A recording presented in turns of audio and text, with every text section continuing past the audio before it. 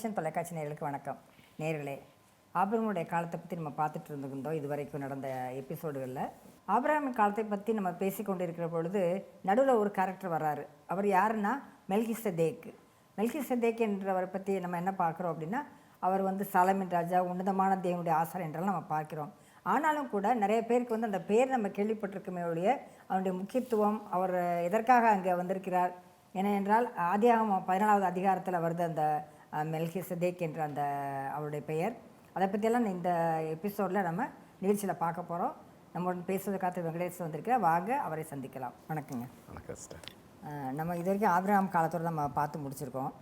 இப்போ ஆபிரகாமை சந்தித்த அந்த மெல்கிசேதேக் என்ற அவர் யார் என்பதை பற்றி வேதத்தில் இருந்தாலும் கூட நம்ம வேத அறிஞர்கள் என்ன கூறுறாங்க அப்படின்னா, அந்த ஆதியாகமம் 14வது அதிகாரத்தில் நிறைய அது இடைவெளி இருக்குது, அதில் தொடர்ச்சி இல்லை. அதனால் அவர் யார் என்பதை பற்றி அவங்களுக்குள்ளேயே ஒரு குழப்பம் நிலை வருவது போல் அவர்கள் கருத்து தெரிவிக்கிறார்கள். ஆனால் மெல்கிசேதேக் என்ற அவருடைய பெயர் பழைய ஏற்பாட்டில் மட்டுமல்லாமல் புதிய ஏற்பாட்டில் கர்த்தராகிய இயேசு கிறிஸ்து ஒப்புமையாக கூட கூறப்படுது இல்லையா? ஆமாம் சார், ஆமாம். இயேசு கிறிஸ்துவுக்கு ஒரு முன்மாதிரியாக சொல்லப்படுகிறார் அப்படிங்கிறத நம்ம பார்க்குறோம். வேதாகமத்தில் ஒரு குறிப்பிட்ட ஒரு நபரை பற்றி நம்மளால் 100% இவங்க தான் அப்படின்னு நம்ம தெளிவுபடுத்த முடியாத ஒரு நபர் இருப்பார்னா அவர் மெல்கிசேதேக் தான். ஒரு மர்மமான ஒரு நபராக நமக்கு வெளிப்படுத்தப்படுகிறார். ஆனால் ரொம்ப முக்கியமானவர். அதாவது சாதாரணமானவராக அவரை நமக்கு தெரியலை. ரொம்ப முக்கியம். ஏன்னு கேட்டால் 3 இடத்துல வேதாகமத்தில் இவரை பற்றி குறிப்பு இருக்குது. ஒன்று ஆதியாகம புஸ்தகத்தில் குறிப்பு வருகிறது. ஆதியாகமம் 14:18 நம்ம இவரை பற்றி படிக்கிறோம். அதுக்கு பிறகு இவரை பற்றிய குறிப்பு சங்கீதங்கள் புஸ்தகத்தில் 110 4வது வசனத்தில் அவரை பற்றிய குறிப்பு நமக்கு வருகிறது. அதுக்கப்புறம் புதிய ஏற்பாட்டில் நிருபங்களில் இந்த குறிப்பு வருது. அதாவது எபிரேயர்கள் நிருபம் 5வது அதிகாரத்தில் மெல்கிசேதேக்கை பற்றிய குறிப்பு வருகிறது.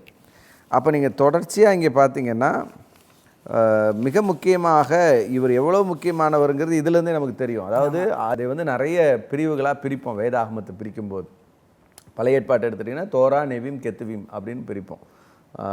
தோரா அப்படின்னா 5 ஆகமங்கள், நெவீம்னா தீர்க்கதரிசன ஆகமங்கள், கெத்துவீம்னா சங்கீத புஸ்தகம் அப்படின்னு பார்க்குறோம். அதில் பார்த்திங்கன்னா 2 புத்தகத்துலேயும் தோராலையும் இருக்குது, கெத்துவீம்லேயும் இருக்குது. சொல்லப்போனால் தோராலையும் அவரை பற்றி இருக்கிறது, கெத்துவீம்னா சங்கீத புஸ்தகங்கள்லையும் அவரை பற்றி இருக்கிறது அப்படிங்கிறத பார்க்குறோம். கடைசியாக புதிய ஏற்பாட்டிலையும் அவருடைய பெயர் இருக்குது. அதான் ரொம்ப முக்கியமானது. புதிய ஏற்பாட்டிலும் உன்னதமான தேவனுடைய ஆசாரியனாக இருக்கிறார் அப்படின்னு அவரை பற்றி குறிப்பு நமக்கு சொல்லப்படுகிறது.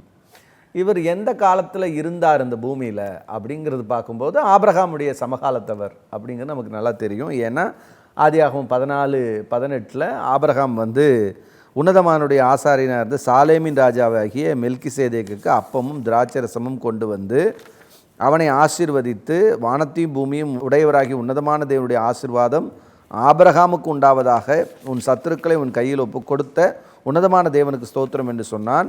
இதற்கு ஆபிரகாம் எல்லாவற்றுக்கும் தசமபாகம் கொடுத்தான். இங்கே ஒரு சாலேமின் ராஜா அப்படிங்கிற ஒரு வார்த்தை அடைமொழியோடு இங்கே பயன்படுத்தப்படுகிறத பார்க்குறோம். இங்கே இதுதான் ரொம்ப முக்கியமான சாலேமின் ராஜா வாகிய மெல்கிசேதேக்கு. இவர் உன்னதமான தேவனுடைய ஆசாரியரமாக இருக்கிறார் அப்படிங்கிறத பின்னாடி வேதாகமத்தில் நமக்கு எபிரேயர்கள் அந்த நிருபத்தில் ஆக்கியோன் இதை தெளிவுபடுத்துகிறார். இவர் உன்னதமான தேவனுடைய ஆசாரியனாக இருக்கிறாரு. ஏன் அவர் ஆசாரியன்னா ஆபிரகாம் அவருக்கு தசமபாகத்தை கொடுத்தான் அப்படிங்கிற ஒரு விஷயத்தை சொல்கிறார். அப்போது அவரை நியமித்தவர் கடவுள். அப்போ அவர் யாருக்கு முன்னடையாளமாக இருக்கிறார் அப்படின்னு பார்த்தீங்கன்னா, அவர் கிறிஸ்துவுக்கு முன்னடையாளமானவர் அப்படின்னு சொல்லுகிறார். இன்னொரு கருத்து கூட ஒரு வேத அறிஞர் சொல்கிறாரு, ஆசாரியனா இருக்கிறதுக்கு இந்த தசமமாக கொடுத்தது ஒன்று. இன்னொரு காரணம் என்ன, அவர் ஆசீர்வதிக்கிறார்ல. ஆமாம், பிளஸிங். அந்த பிளஸிங் பண்ணுறது ஆசாரியர்களுக்குரிய பிளஸிங் அது. அப்போ இது ரெண்டுமே அவருக்கு அங்கே கிடைக்குது. அப்போ இது ரொம்ப குறிப்பாக அந்த எபிரேய ஆக்கியோன் சொல்லும்போது லேவியே அவருடைய அறையிலிருந்து அந்த மெல்கிசேதேக்கு தசமாவும் கொடுத்தான். அதாவது பிற்காலத்திலே ஆசாரிய வகுப்புக்கு தகப்பனாக பிதாவாக இருக்கக்கூடிய லேவியே என்ன செய்கிறார் அப்படின்னா, ஆபிரகாமுடைய அறையிலிருந்து என்ன செய்கிறாரு, மெல்கிசேதேக்கு கொடுக்குறாரு அப்படிங்கிற தசமாவும் கொடுக்குறாரு அப்படிங்கிறத குறிப்பிடுறாரு. அப்போது இந்த முறை எந்த முறை அப்படிங்கிறது தான் இங்கே ரொம்ப முக்கியம். ஏன்னா யூத பாரம்பரியத்தின்படி இவரை வந்து ஆசாரியரை ஏற்றுக்குவாங்க. லேவி கோத்திரத்தில் தான் ஆசாரியர்கள் வரணும், ஆரோனுடைய குடும்பத்தில் இருந்து தான் ஆசாரியர்கள் வரணும் அப்படிங்கிறது வந்து ஏற்றுக்கொள்வா. அது லேவியர்களாக தான் இருக்கணும் ஆசாரியர்கள் அப்படிங்கிறது யூதர்களை பொறுத்த வரைக்கும் ரொம்ப முக்கியம். ஆனால் அவர்கள் சம்பந்தமே இல்லாமல் மெல்கிசேதேக்கையும் அங்கீகரிக்கிறார்கள். ஏன் மெல்கிசேதேக்கை அங்கீகரிக்கிறாங்க அப்படின்னா, அவருடைய முற்பிதாவாக இருக்கக்கூடிய ஆபிரகாமே என்ன செஞ்சிருக்கிறாரு, மெல்கிசேதேக்கினுடைய முறையில் வந்து அவர் வந்து இருந்திருக்கிறார். இது மட்டும் இல்லை, சங்கீதம் இதை குறித்து குறிப்பிடுகிறது. நீர் மெல்கிசேதேக்கின் முறைமையின்படி என்றென்றைக்கும் ஆசாரியராக இருக்கிறீர் என்றும் கட்டளை ஆணையிட்டார், மனம் மாறாமலும் இருப்பார் அப்படின்னு அந்த வார்த்தை சொல்லுது. பாருங்க, மெல்கிசேதேக்கின் முறைமையின்படி என்றென்றைக்கும் ஆசாரியராக இருப்பீர். அப்போ மெல்கிசேதேக்கு ஆசாரியர்னு இவங்க அங்கீகரிக்க வேண்டிய இடத்துல பழைய ஏற்பாட்டிலேயே இருக்கிறது. அப்போ அவர் எந்த முறைமையின்படி ஆசாரியர் அப்படின்னா, தேவனால் அங்கீகரிக்கப்பட்டவர், தேவனால் நியமிக்கப்பட்டவர், தேவனுடைய அந்த திட்டத்தின்படி வந்தவர் அப்படிங்கிறதான். அவரை பற்றிய ஒரு பெரிய மர்மம் என்ன, அவர் யார், அவர் எங்கிருந்து வந்தார், அவரோட பிறப்பு என்ன, அவங்க அப்பா அம்மா யார், வம்ச வரலாறு என்ன, இது எதுவுமே வேதாகம் குறிப்பிடலை. ஆனால் ஒன்றே ஒன்று மட்டும் சொல்லுது, சாலேமினுடைய ராஜா அப்படிங்கிற ஒரு வார்த்தை சொல்லப்படுகிறது. ஆனால் அந்த பெயர் வந்து மெல்கிசேதேக் அப்படிங்கிற ஒரு பெயர் இருக்குது பார்த்தீங்களா, அது ரொம்ப முக்கியமான பெயர். அதுக்கு முன்னாடி இந்த சாலேம் அப்படிங்கிறது என்ன, இந்த சாலேம்னு எதுக்கு பெயர் வந்துன்னா, இந்த பட்டணம்னு பார்த்தீங்கன்னா அது எருசலேம் அப்படிங்கிற பட்டணத்தை தான் குறிப்பிடுகிறது அப்படிங்கிறத நம்மால் புரிய முடிகிறது. உதாரணத்துக்கு இந்த இதில் வந்து பார்த்திங்கன்னா எருசலேமுடைய பழைய பெயர் தான் வந்து சாலேம் அப்படிங்கிற ஒரு பெயராக இருந்திருக்கிறது அப்படிங்கிறத நம்ம பார்க்குறோம். இது எங்கே இருக்குது அப்படின்னு பார்த்து, இதோட பெயர் எங்கே வருது அப்படின்னு பார்த்தீங்கன்னா, தொல்லியரில் வந்து பார்த்திங்கன்னா அமர்னா இதை பற்றி நம்ம படிச்சிருப்போம். ஆமாம், அமர்னாவுடைய கடிதங்கள், லெட்டர்ஸ் அப்படின்னு நம்ம படிச்சிருப்போம். இதில் எகிப்தில் கண்டுபிடிக்கப்பட்ட களிமண் பலகைகளில் வந்து பார்த்திங்கன்னா, இது வந்து கிமு 1400 வருஷத்தில் எருசலேமின் ராஜா பார்வோனுக்கு எழுதிய கடிதங்கள் அதில் இருக்குது. இந்த அமர்னா லெட்டர்ஸில் எருசலேமில் இருக்கிற ராஜா வந்து பார்வோனுக்கு லெட்டர் எழுதுகிறாரு. அதில் வந்து உருசாலீம், அந்த சாலேம் அப்படிங்கிற வேர்டோட உருசாலீம் அப்படிங்கிற அந்த இதில் வந்து பெயர் இருக்கிறது அந்த எருசலேமுக்கு. இது எந்த ஆண்டு அப்படின்னு பார்த்தீங்கன்னா கிட்டத்தட்ட கிமு 1400க்கு முன்னாடி. எபிரேமில் வந்து எருசலேமுக்கு எருசலாயி. ஆமாம், அதான் உருசாலாயிம் அப்படின்னு அவங்க எழுதியிருக்கிறாங்க. உருசலாயிம் அப்படிங்கிறது எருசாலேயிம் அப்படின்னு வரும், அதில் உச்சரிப்பில் வரும். இவங்க வந்து உருசாலாயிம்னு லெட்டரில் எழுதியிருக்காங்க. இதெல்லாம் வந்து அந்த பெயருடைய ஒலி மறுவல் அப்படிங்கிறத நம்ம பார்க்குறோம். அப்போ இங்கே இந்த பகுதி, இந்த எருசலேம் அப்படிங்கிறது ஒரு பழமையான நகரம் அப்படிங்கிறதும், அது ஒரு காலத்தில் வந்து சாலேமினுடைய ராஜா அப்படின்னு குறிப்பிட்றதுனால அங்கே ஒரு மிக முக்கியமான ஒருவராக இவர் இருந்திருக்கிறார் அப்படிங்கிறதையும் நம்மளால் அறிஞ்சிக்க முடியுது. ஆனால் இவர் யார், எதற்காக தேவ திட்டத்துக்குள்ளே இது வரார் அப்படிங்கிறது நமக்கு தெரியலை. ஆனால் வேதாகம அடிப்படையில் நம்ம பார்க்கும்போது 2 நபர்களை நம்ம பார்க்க முடியும். ஒன்று ஆண்டவராகிய இயேசு கிறிஸ்து, இவர் வந்து பழைய ஏற்பாட்டில் தேவ தூதரானவராக வெளிப்பட்டிருக்கிறார் அப்படிங்கிறது நம்ம பார்க்குறோம்.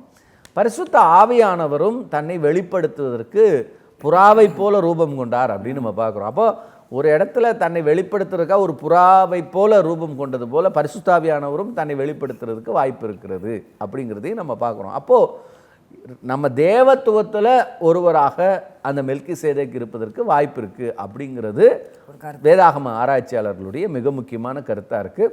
அது குமாரனாக இருப்பார் அப்படின்னு சொல்லப்பட்டாலுமே அவர் குமாரனுக்கு மாதிரியானவர் அப்படின்னு ஒரு வார்த்தை வருது.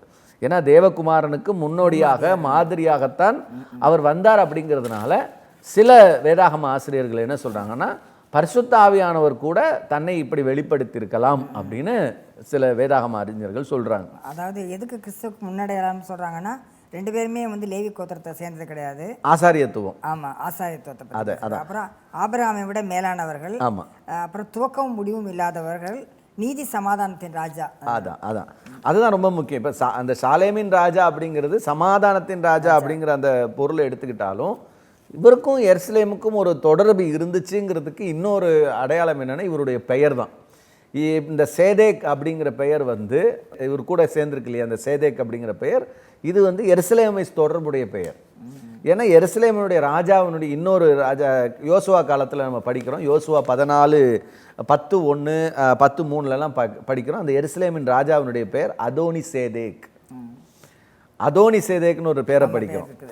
இது வந்து மெல்கி சேதேக் அப்படின்னா, மெல்கி சேதேக்ன்ற பெயருக்கு நீதியின் அரசன் அப்படின்னு பெயர். அதோனி சேதேக் அப்படிங்கிற பெயருக்கு வந்து நீதியின் ஆண்டவன் அப்படின்னு பேர். இந்த அடோனாய் நம்ம சொல்கிறோம் இல்லைங்களா, அதான் அடோனாய், அடோனி சேதேக் அப்படிங்கிறது தான் அந்த இதில் பேர். அவன் அந்த சேதேக் அப்படின்னா நீதின்னு அர்த்தம். செதேக் ரைச்சஸ்னஸ், நீதி அப்படிங்கிறது வந்து மெலாக்ன்றப்ப நம்ம ராஜா. ஆமாம், நீதியின் ராஜா, அவ்வளோதான். அப்போ மலாக்கி சேதேக் அப்படிங்கிற அந்த ஹீப்ரு லெட்டர் சேர்த்தும் போது நீதியின் அரசருங்கிறோம். அதே தான் மெலாக்கி அடோனாய் அப்படின்னும் போது அதே தான் உங்களுக்கு இங்கே வந்து பார்த்தீங்கன்னா சேதேக் அடோனாய் அப்படின்னா நீதியின் அரசன்ற மாதிரி இது வந்து நீதியினுடைய கடவுள், நீதியினுடைய ஆண்டவன், நீதியினுடைய எஜமான் அப்படிங்கிற பொருள்படுது. வேதாகம் பாருங்க, இதில் எவ்வளோ கோயின்சைடாக இருக்குன்றதுக்காக சொல்ல வரேன். அதாவது ஆபிரகாம் காலத்தில் மெல்கி சேதேக்குன்ற பெயரை குறிப்பிடும்போது சாலேமின் அரசன்னு சொல்லிட்டு, பிற்காலத்தில் யோசுவாவுடைய காலம் வரும்போது அதே எருசலேம் அப்படிங்கிற அந்த எருசலேம் நகரத்திலிருந்து ஒரு அரசனுடைய பெயரை குறிப்பிடும்போது அதோனி சேதேக்குங்கிற பெயர் அங்கே வருது அப்படிங்கிறதும் ரொம்ப முக்கியமானது.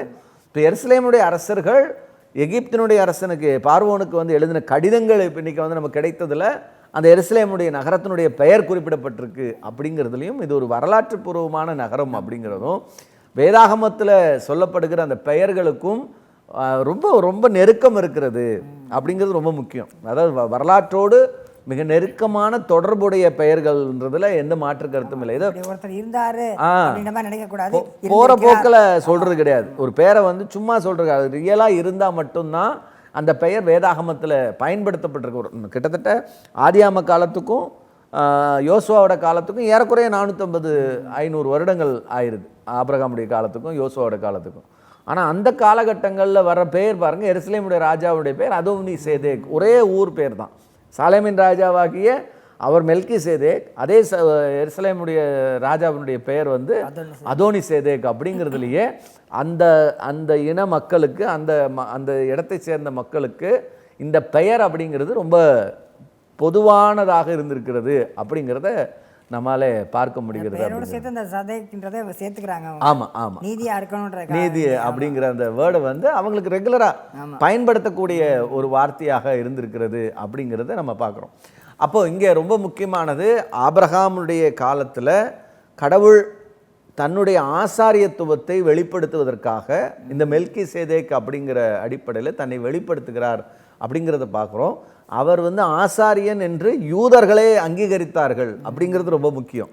இங்கே அதை தான் நம்ம யோசிக்கிறோம். ஏன் எங்கிருந்து அங்கீகாரம் வருது? சங்கீதங்கள்லேயே அது குறிப்பிடப்படுது. 110ஆம் சங்கீதத்திலேயே அவர் வந்து மெல்கி சேதேக்கின் முறைமையின்படியாக இருக்கக்கூடிய ஒரு ஆசாரியத்துவம் அப்படின்னு ஒன்று சொல்லப்பட்டுட்டு அங்கே குறிப்பிடுகிற ஒரு வார்த்தை என்னென்னா நீர் அப்படின்னு ஒரு வார்த்தை சொல்லுது. அப்போ வேறொருவர் வருவார், அவர் மெல்கி சேதேக்கின் முறைமையின்படி ஆசாரியராக இருப்பார் அப்படின்னு ஒரு நம்பிக்கை யூதர்களுக்கு இருந்தது. அப்படிங்கிறதுக்கு மெல்கி சேதேக்கை சந்தித்தார் என்பதை இது ரெக்கார்ட் பண்ணுறது. முதல்ல வந்து ஆதியாகமம் 14ஆம் அதிகாரத்தில் மெல்கி சேதேக்கை சந்தித்தார் அப்படிங்கிறது வேதத்தில் இருக்குது. அவர் ஆபிரகாமை ஆசீர்வதித்தார் என்பது வேதத்தில் இருக்குது. அவர் அவரிடத்துல இருந்து வந்து தசமபாகத்தை கொடுத்தார் அப்படிங்கிறது வேதத்தில் இருக்குது. ஆனால் இவர் ஒரு ஆசாரியராக இருக்கிறார், ஏதோ இவருடைய முறைமையே ஒரு தனித்துவமான முறைமை அப்படிங்கிறத சங்கீதம் வந்து என்ன சொல்லுது அப்படின்னா, இதுவரைக்கும் இருந்த ட்ரெடிஷன், யூத ட்ரெடிஷனில் அது லேவி கோத்திரம் ஆரோனுடைய குடும்பத்தார்லேருந்து உங்களுக்கு ஆசாரியர்கள் வருவாங்க. ஆனால் வரப்போகிற ஒருவர், சங்கீதம் சொல்கிறது, புதிய ஏற்பாடு சொன்னது இல்லை, சங்கீதம் சொன்னது நீர் மெல்கி சேதேக்கின் முறைமையின்படி ஆசாரியனாக இருக்கிறீர் அப்படிங்கிறத சங்கீதம் 110 நமக்கு தெளிவுபடுத்துது. அதுக்கு முன்னாடி அந்த 1ஆம் வசனத்தை பார்த்தா அது யாருக்கு சொல்றாரு? கர்த்தர் என் ஆண்டவரை நோக்கி, நான் உம்முடைய சத்துருக்களை உனக்கு பாதபடியாக்கி போடும் வரைக்கும் நீர் என்னுடைய வலது பாசத்தில் உட்காரும் என்றார் அப்படின்னாரு. அப்ப இங்கே எவ்வளவு ஒரு அற்புதமாக இயேசு கிறிஸ்துவோடைய தெய்வீகத்தை இந்த மெல்கி சேதேக்கோட இணைச்சு ஆண்டவர் கொண்டு வர்றார் அப்படிங்கிறது அவரோட 2 பணிகளையும், அதாவது அவருடைய தெய்வீகமும் தெரியணும், அதே நேரத்தில் அவர் மனிதர்களுக்காக எடுக்கக்கூடிய அந்த பிரதான ஆசாரியத்துவத்தையும் காண்பிக்கணும். பலியும் அவர்தான், பலி கொடுக்கக்கூடிய ஆசாரியனும் அவர்தான், பரிந்து பேசக்கூடிய இடத்துல இருக்கிறவரும் அவர்தான் அப்படிங்கிறத எவ்வளவு ஒரு துல்லியமாக இந்த மெல்கி சேதேக்கினுடைய வாழ்வின் மூலமாக நமக்கு காண்பிக்கிறார். அவர் யூதா கோத்திரத்தில் பிறக்கிறதுனால அரசன், ஆனால் அதே நேரத்தில் அவர் மெல்கி சேதேக்கின் முறைமையின்படி அவர் வந்து என்னவாகிறாரு? ஆசாரியராகிறார் அப்படிங்கிறத பார்க்குறோம். அடுத்தது, அவர் ஆபிரகாமுடைய சந்ததியில் ஒரு சந்ததியாக வந்தார் அப்படிங்கிறதுனால அவர் கிறிஸ்துவனுடைய அந்த சந்ததி மூலமாக நம்ம வந்து என்ன ஆகிறோம்? ஆபிரகாமுடைய பிள்ளைகளாக மாறுறோம், பரிசுத்த ஜனமாக அவருடைய ரத்தத்தினால கழுவப்படுறோம். அப்படிங்கிறதுனால இந்த 4 பொறுப்புகளையும் வேதாகமத்தில் நம்ம பார்த்தீங்கன்னா அழகாக சொல்லப்படும். நம்மை தேவன் எப்படி அழைத்திருக்கிறாருன்னா அவருடைய ராயல் ப்ரீஸ்ட் அப்படிங்கிறார், ராஜரீக ஆசாரியத்துவம் நமக்கு கொடுக்கிறார் அப்படிங்கிறதையும், நாம் வந்து அவருக்காக எப்படி அழைக்கப்பட்டிருக்கிறோம் அப்படிங்கிறத குறித்து சொல்லும்போது பரிசுத்த பிள்ளைகளாகவும் ஜாதியாகவும் நம்ம அழைக்கப்பட்டிருக்கோம். இதெல்லாம் வந்து பின்னாடி நமக்கு சொல்கிறாங்க. அப்போ இயேசுக்கு அவரோடு கூட ஆளுகை செய்யக்கூடிய ராஜாக்களாகவும் ஆசாரியர்களாகவும் தேவன் நம்மை அழைத்திருக்கிறார். அப்போ ராஜரீகம் அப்படிங்கிறது யூதா கோத்திரத்துலேருந்து வருது, ஆசாரியத்துவம்ங்கிறது லேவி கோத்திரத்திலேருந்து நமக்கு கிடைக்கல. நமக்கு மெல்கிசேதேக்கின் முறைமையின்படி இயேசு கிறிஸ்து மூலமாக நமக்கு ஆசாரியத்துவம் வருகிறது. அதற்கு பிறகு நாம் யூதர்களாக பிறந்ததுனால அந்த சந்ததியில் நம்ம வரல, இயேசு கிறிஸ்து மூலமாக நம்ம அவரை விசுவாசிக்கிறதுனால நாம் என்ன செய்கிறோம், அந்த சந்ததிக்குள்ளே போகிறோம் அப்படிங்கிறதும். அப்போ இந்த மெல்கிசேதேக் அப்படிங்கிறவர் நம்முடைய வாழ்க்கை வரைக்கும் நம்மை ஒரு ஆசாரியராக வரக்கூடிய அந்த முறைமை எங்கிருந்து வருதுன்னா, நாம் எல்லாரும் எப்படி ஆசாரியர், நம்ம ஒருபோதும் என்ன இல்லை லேவி கோத்திரம் இல்லை, நாம் வந்து ஆரோனுடைய குடும்பம் கிடையாது, நம்ம எந்த இடத்துலையும் இல்லை. எப்படி இயேசு கிறிஸ்து மூலமாக நம்ம கடவுளுடைய பிள்ளைகளாக மாறுறோமோ அதுபோல் மெல்கிசேதேக்கின் முறைமையின்படி நம்ம ஆசாரியர்களாகவும் மாறுகிறோம் அப்படிங்கிறதுல மெல்கிசேதேக் நமக்கு ஒரு முக்கியமான. நீங்கள் சொல்கிறதுலேருந்து கருத்து எனக்கு இன்னொன்று தோணுது. எப்படின்னா பிறப்பால் தான் வந்து அந்த ஊழியம் செய்யணும் கடவுளுக்குன்றது அந்த இதே முறைமையே மாத்திர ஒரு இடத்த வந்து கடவுள் வந்து நமக்கு காண்பித்து கொடுக்கிறார். அப்ப பிறப்பின் அடிப்படையில் இல்ல, உலகம் முழுவதும் போகும்போது நமக்கான இது வந்து மாற்றம் அடையுது. இங்க வந்து பிறப்பின் அடிப்படையில மனிதர்களை நம்ம இது பண்ணல, முழு உலகத்துக்குமான நற்செய்தியில வந்து பாத்தீங்கன்னா நாம் எல்லாரும் கடவுளுடைய ஆசாரியர்களாக, ராஜாக்களாக, கடவுளுடைய தெரிந்து கொள்ளப்பட்ட சந்ததிகளாக, பரிசுத்த ஜனமாக நாம மாறுறோம். அப்படிங்கிறதுக்கு இந்த மெல்கிசேதேக்கினுடைய உறவு அப்படிங்கிறது நமக்கு ரொம்ப பின்னி பிணைந்த ஒரு விஷயமா நமக்கு இருக்கு அப்படிங்கிறது ரொம்ப முக்கியமான விஷயம். எப்படி வந்து ஆதியாகமம் 14வது அதிகாரத்தில் வந்த மர்மமான நபர் அப்படிலாம் சொன்னாலும் கூட இவ்வளோ விஷயங்கள் அதில் பொதிந்திருக்குன்றதை நம்ம ஆராய்ச்சி பண்ணி அலசி பார்த்தா தான் நமக்கு தெரியுது. நமக்கு கரெக்ட், அதில் நம்மளுடைய வாழ்க்கையும் சேருதுன்றது இன்னும் பெரிய உன்னதமான விஷயம். அந்த நிச்சயமா. அப்போ அதாவது மெல்கிசேதேக்கின் முறைமை அப்படிங்கிறது இயேசு கிறிஸ்துவுக்கே வந்து ஒரு முன்னோடியா இருக்கு. ஏன்னா அவரும் அந்த முறைமையின்படி தான் ஆசாரியன், நாமும் அந்த முறைமையின்படி தான் ஆசாரியர்கள் அப்படிங்கிறது தான் அதுல ரொம்ப ஹைலைட்டான ஒரு விஷயம். அப்ப மெல்கிசேதேக்கு நமக்கும் ஒரு முன்னடையாளமாக மாறுகிறார் அப்படிங்கிறது அந்த வசனத்துக்கே இப்போ புதிய பொருள் வந்த மாதிரி இருக்கு. பேதுரு அப்போஸ்தலன் சொல்றாருல, நீங்கள் தெரிந்து கொள்ளப்பட்ட சந்ததியும் ராஜரீகம் ஆசாரிய கூட்டமாயும் சொல்றப்ப அந்த வசனத்துக்கே இந்த மெல்கிசேதேக்கை வச்சு நம்ம பேசுறப்ப தான் அந்த ஆசாரியர்களானோ அப்படிங்கிற போது அது நமக்கு வந்து பைபிள்ல சொன்னதுன்றக்காக வேண்டி இல்ல, ஏன் சொன்னாங்கன்றத அந்த மெல்கிசேதேக் காரணத்தோடயே நமக்கு வேதம் நமக்கு குறிப்பிடுகிறது அப்படிங்கிறது ரொம்ப முக்கியமான ஒரு செய்தி. இது ஏதோ பிற்காலத்து நம்பிக்கை இல்லை, கிறிஸ்தவம் வந்ததுக்கு அப்புறம் நம்பிக்கை இல்லை, கிறிஸ்தவர்களுக்கு முன்பாகவே யூதர்களுக்கு இப்படி ஒரு நம்பிக்கை இருந்ததுங்கிறது சங்கீதம் நமக்கு வெளிப்படுத்துது. சங்கீத புஸ்தகத்துல அற்புதமாக தீர்க்க தரிசனமாக அந்த வார்த்தைகள் வெளிப்படுத்தப்பட்டிருக்கிறது அப்படிங்கிறது ரொம்ப ஒரு ஆச்சரியமான ஒரு செய்தின்னு நம்ம சொல்லலாம். நீங்க சொன்ன மாதிரி தோரா தான் வந்து பைபிள் மாதிரி அவங்களுக்கு. ஆமா, பைபிள் சொல்லப்பட்ட தோரா, அதுக்கப்புறம் தான் அந்த நெவியும் கெட்டுவீமெல்லாம் வருது. அப்ப அந்த தோராவில் சொன்னது கெட்டுவீமில் சொல்லி, கெட்டுவீமில் சொல்லப்பட்டது இங்க நம்ம எடுத்து புதிய ஏற்பாட்டுல நிருபங்கள்ல எடுத்து வெளிப்படுத்துது அப்படிங்கிறது ரொம்ப ஆச்சரியமான ஒரு செய்தி. மெல்கிசேதேக் எவ்வளவு முக்கியமானவர் அப்படிங்கிறது இங்க நமக்கு, நம்ம மெல்கிசேதேக் ஒரு பெரிய நபரா நம்ம எடுத்துக்க மாட்டோம். ஏன்னா நம்ம போற போக்கில் ஒரு மெல்கிசேதேக் அப்படிங்கிற ஒரு நபரை பார்ப்போம், அவரை பத்தி ரொம்ப ஃபியூ வேர்ட்ஸ்ல இருக்கு அப்படிங்கிற மாதிரி நம்ம நினைப்போம். ஆனால் அவர் எவ்வளவு ஒரு முக்கியமான ஒரு பாத்திரம் அப்படிங்கிறதையும், ஏன்னா அது வந்து எல்லாருமே வந்து ஆபிரகாம் பத்தியே தான் நம்ம பேசிட்டு இருப்போம். நம்ம மெல்கிசேதேக்கு வந்தார் போனார், அதோட அவ்வளவுதான் இருக்கும். சிம்பிளா 4 வசனம் தானே. வந்து அவரை பத்தி ரொம்ப பேசுறது கிடையாது. ஏதோ இங்க புதிய ஏற்பாட்டுல மெல்கிசேதேக், ஆனா அதுல ஒரு விதமான ஒரு மர்மம் இருக்கு அப்படிங்கறது அது எபிரேய ஆக்கியோனே சொல்றாரு. இதை வந்து உங்களுக்கு புரிய வைக்க முடியாது, ரொம்ப அரிதா இருக்கும் அப்படின்னு தெளிவுபடுத்துறார் எபிரேய ஆக்கியோன். ஏன்னா உண்மை அதுதான், இது தேவத்துவத்தினுடைய ஒரு வெளிப்பாடு தான் அப்படிங்கறத நம்மளால புரிஞ்சுக்க முடியுது. ஆனா அதை ரொம்ப போய் எவாபரேட் பண்ணி விரிவாக்கி நம்மளால உள்ள புந்து பார்க்க முடியாது. எப்படி அவர் சாலேமின் ராஜாவானாரு, எப்படி தன்னை வெளிப்படுத்தினாரு, இதெல்லாம் நமக்கு வந்து ஒரு நமக்கு சொல்லப்படலை அப்படிங்கிறது தான் உண்மை. நம்ம வந்து அதுக்குள்ள போய் உள்ள டீப்பா போய் பார்க்க முடியாது. ஆனா சொல்லப்பட்ட விவரங்கள் அடிப்படையில் அவருக்கு வரலாறு இல்லை, அவருக்கு தாய் தகப்பனுடைய இதெல்லாம் வந்து கிடையாது. அதே நேரத்தில் அவர் வந்து நித்திய ஆசாரியத்துவத்தை பெற்றிருந்தார், ஆனால் ஒரு ராஜாவாகவும் இருக்கிறார்.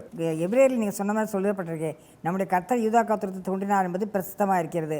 அந்த கோத்திரத்தாரை குறித்து மோசே ஆசாரியத்துவத்தை பற்றி ஒன்றுமே சொல்லவில்லை. அல்லாமலும் மெல்கிசேதேக்குக்கு ஒப்பாய் வேறொரு ஆசிரியர் எழும்புகிறார் என்று சொல்லியிருப்பதனால் மேற்சொல்லியது மிகவும் பிரசித்தமாக எவ்வளவு அற்புதமான விஷயம். அப்ப எங்க சொல்லியிருக்குன்னா சங்கீதம் 110 சொல்லியிருக்கு, அதான் அவரை போல வேறொரு ஆசாரியன் வருவார் அப்படிங்கிறது இயேசு கிறிஸ்துவை பற்றி, அதாவது மேசியாவை குறித்த தீர்க்க தரிசனம் அப்படின்னு எபிரேய ஆக்கியன் வந்து சொல்றாரு. அது மட்டும் இல்ல சொல்றாரு, இது நான் ரொம்ப விரிவா சொல்றதெல்லாம் இது வந்து கேட்கறது கொஞ்சம் அரிதா இருக்கும் உங்களுக்கு புரிஞ்சுக்கிறதுக்கு அப்படிங்கிற விஷயத்தையும் அவர் வந்து அதுல கோட் பண்றாரு அப்படிங்கிறது ரொம்ப முக்கியமானது. ஏன்னா ஈவன் எபிரேயர்ல வாசிக்கிறப்போ இதை நம்ம விட்டுட்டு தான் போவோம். மெல்கிசேதேக்கை பத்தி என்ன ரொம்ப தெரிஞ்சுக்க வேண்டிய அவசியம் இல்லை அப்படிங்கிற மக்கள் மனத்துல ஒரு பைபிள் ரீடர் மனசுல அப்படிதான் ஒரு தோணும். நார்மலாக பார்த்தீங்கன்னா மற்றதுக்கெல்லாம் முக்கியத்துவம் கொடுத்து பேசுவோம், அந்த விசுவாசத்தை பற்றியோ மற்றதோ எல்லாம் பேசுவோமே ஒழிய இந்த மெல்கிசேதேக்கு இவ்வளோ எழுதியிருக்காங்கன்றது இப்போ நானே வந்து பார்த்தீங்கன்னா எனக்கு வியப்பாக இருக்குது. இவ்வளோ கருத்துக்கள் மெல்கிசேதேக்கை பற்றி எபிரேயர் புத்தகத்தில் அவர் எடுத்து எழுதியிருக்கிறார் பாருங்க. கரெக்ட். அதான் நமக்கு ராஜரீக ஆசாரியத்துவம் அப்படிங்கிறது எப்படி வந்தது? மெல்கிசேதேக்கின் முறைமையின்படி தான் நாம் எல்லாரும் ராஜரீக ஆசாரியர்கள் அப்படிங்கிறது ரொம்ப முக்கியமானது. ஏன்னா அவருக்கு முன்னடையாளமா இயேசு கிறிஸ்து அதே போல ஆசாரியனா வராரு. அப்ப மெல்கிசேதேக்கினுடைய முறைமையின்படி ஆசாரியன் வந்து இயேசு கிறிஸ்து. அப்ப அந்த முறைமையின்படி தான் இயேசு கிறிஸ்து மூலமாகத்தான் நமக்கு இது எல்லாமே கிடைச்சாலும் அப்ப நமக்கான முறைமை எங்கிருந்து வருது அப்படின்னா அதுக்கு மெல்கிசேதேக்கு ஒரு ஆதாரமாக இருக்கிறார் அப்படிங்கிறது மறுக்க முடியாத, அதாவது யூதர்களால கூட மறுக்க முடியாத ஒரு ஆதாரபூர்வமான ஒரு செய்தி அப்படிங்கிறது ரொம்ப முக்கியமானது. இப்போ கூட நீங்கள் பார்த்தீங்கன்னா உண்மையும் உத்தமமாக ஊழியம் செய்கிற ஊழியக்காரவங்களை பார்த்து பெரிய பெரிய ஊழியக்காரவங்க ஒரு பகட்டுக்காக வேலை இது பண்ணுவாங்க, உனக்கு என்ன தெரியும் நீ ஏன் வந்த அப்படின்னு சொல்கிறதுக்கு கூட இந்த வசனம் வந்து கர்த்தர் கொடுத்த ஆசாரியத்தோன்ற நம்ம தைரியமாக நம்ம சொல்லலாம். நம்ம இல்லை பரம்பரையாகவே தான் ஊழியக்காரங்க வரணும் அப்படின்னு இருந்த காலங்கள் போய் அவருக்கு மகன் இன்னைக்கு கூட பல சபைகள் அப்படி வர்றது உண்டு. இவரோட மகன் தான் இவரோட மகன் தான் ஊழியக்காரர் அப்படி. ஆனால் வேதாகமும் அது தப்பு சொல்லலை. ஆனால் அதுதான் பரம்பரையா வர்றதுதான் ஊழியம்னு பைபிள் சொல்லலை. பைபிளை பொறுத்த வரைக்கும், அதாவது புதிய ஏற்பாட்டை பொறுத்த வரைக்கும் ஊழியம் அப்படிங்கிறது பரவலாக்கப்பட்டது. யார் வேண்டுமானாலும் கர்த்தருடைய சமூகத்துக்கு வரலாம். இங்கே வந்து பூசாரிக இந்த சாதியில் இருக்கிற பூசாரி தான் வரணும் அப்படிங்கிறது நமக்கு கிடையாது அப்படிங்கிறதுக்கு இது ஒரு பெரிய ஆதாரம். அதனால தான் மிஷினரிகள் இந்தியாவுக்கு வந்து சொல்லும்போது சுவிசேஷத்தை சொல்லும்போது ஒடுக்கப்பட்ட மக்கள் இயேசுவை அதிகமாக எடுத்துக்கிட்டாங்க. ஏன்னா அவங்களுக்கு ஆச்சரியமாக இருக்குது, என்னடா நாங்கள் போகலாமா உள்ள, நாங்கள் ஆராதிக்கலாமா, நாங்கள் செயல்படுத்தலாமா அப்படின்போது அவங்களுக்கு நாங்கள் வேதம் படிக்கலாமா, வேதம் படிக்கிறது எங்களுக்கு வாய்ப்பு இருக்கா அப்படின்னும் போது அந்த அப்பா இப்படி இந்த உங்கள் மொழியிலேயே வேதத்தை கொடுக்குறோம் அப்படின்னு நம்ம ஆட்கள் வேதத்தை மொழிபெயர்த்து பைபிள் வந்து ஸ்கிரிப்சர். ஆனால் வேதம்ன்றது நம்ம இந்தியாவில் சமஸ்கிருத அடிப்படையில் சொல்கிறோம். அப்போ வேதம்ன்றதுக்கு இங்கே வேற பொருள் இருக்குது, வேற அதை யாரும் எல்லா மக்களும் தொட முடியாது, படிக்க முடியாது, அந்த மொழியை படிக்க முடியாதுன்ற காலத்தில் நம்முடைய வேதாகம மிஷனரிகள் என்ன செய்கிறாங்க, இந்த மெல்கிசேதேக்கின் முறைமையின்படி தான் இதை தான் இங்கே கொண்டு வர்றாங்க. என்ன அப்படின்னா இது வந்து இந்த வேதம் படிங்க, நீங்களே வந்து தேவனுக்காக ஊழியம் செய்யலாம், நீங்கள் ஆண்டருக்காக ஒப்பு கொடுக்கப்படலாம், நீங்கள் ஆண்டருக்காக பணி செய்யலான்னு போது அந்த முறைமை இங்கே வருது. நாம் தான் ராஜரீக ஆசாரிய கூட்டமாக செயல்படுகிறோம் அப்படிங்கிறது இந்த மெல்கிசேதேக்கினுடைய முறைமை அப்படிங்கிறத நம்ம புரிஞ்சுக்கிறோம். நேர்களே, இந்த நிகழ்ச்சி வந்து ரொம்ப ஒரு அருமையான ஒரு நிகழ்ச்சி என்று தான் நான் சொல்லுவேன். ஏனென்றால் மெல்கிசேதேக்கின்ற ஒரு போகிற போக்கில் வாசிட்டு போயிடுவோம், ரொம்ப நினைக்கிற கிடையாது. அப்புறம் எபிரேயர் நிறுவனத்துக்கு வந்தாலும் கூட போகிற போக்கில் வாசிட்டு போயிடுவோம், நம்ம வந்து அதையும் நினைக்கிற கிடையாது. ஆனால் வேதத்தில் தெளிவாக சொல்லப்பட்டது ஒவ்வொரு வசனத்துக்கும் இன்னொரு வசனத்துக்கும் தொடர்பு இருக்கிறது. நம்ம அப்படி தொடர்பு படுத்தி பார்க்க வேண்டும் என்பதைத்தான் இன்றைய நிகழ்ச்சி வந்து உங்களுக்கு வந்து சொல்லிக் கொடுக்கிறது. எப்படி என்றால் திரு வெங்கடேசன் சொன்னது போல தோராவில் சொல்லப்பட்டது சங்கீதத்தில் சொல்லப்பட்டு திருப்பம் புதிய ஏற்பாட்டில் வந்து அறுதியிட்டு நிறுவுகிறது அந்த மெல்கிசேதேக்கின் முறைமை என்று. அப்போ ஏசாமிக்கு மட்டும் அந்த மெல்கிசேதேக்கின் முறைமையின்படி ஆசாரியர் மட்டுமல்லாமல் ஆண்டவர் நமக்கு எல்லாருக்குமே அந்த ஆசாரியத்துவத்தை கொடுத்திருக்கிறார் என்பது பேதுரு அப்போஸ்தலன் சொல்லப்பட்ட வசனத்தின் மூலமாக நிரூபணமாகிறது. எனவே வேதத்தில் உள்ள வசனங்களை வந்து இந்த வேதம் பேசும் காலம் என்ற நிகழ்ச்சியின் மூலம் நீங்கள் கற்றுக்கொள்ள வேண்டிய முக்கியமான செய்தி என்னவென்றால், வேதத்தில் ஒரு இடத்துல உள்ள வசனத்துக்கு இன்னொரு இடத்துல வந்து அதுக்கு வந்து தொடர்பு இருக்கிறது. மொத்தத்தை முழுமையாக நம்ம வாசிக்கும் பொழுது தான் ஆண்டவர் என்ன செய்தியை நமக்கு வந்து வெளிப்படுத்துகிறார், அவர் என்ன வெளிப்பாட்டை நம்ம கொடுக்கிறார் என்பது நமக்கு புரியும் என்பதை நீங்கள் நினைவு வைத்துக் கொள்ளுங்கள். மீண்டும் உங்களை அடுத்த நிகழ்ச்சியை சந்திக்கிறோம். அதுவரை எங்களது சால்வேஷன் தொலைக்காட்சியோடு நீங்கள் இணைந்திருங்கள். நன்றி, வணக்கம். லோத் தவிர்க்க முடியாத ஒரு நபராகத்தான் ஆபிரகாமோடு இருக்கிறார். இது இப்போ லோத்து பிரிஞ்சு போனதுனால அந்த சண்டை வந்தது. இந்த சண்டை வந்ததுனால தான் மெல்கிசேதேக்கை பார்க்குறாரு அப்படிங்கிறது. யாருமே வந்து லோத்துடைய சைடில் நிற்கலை அப்படின்னா லோத்து எதற்காக ஆபிரகாமை விட்டு வெளியேறணும்?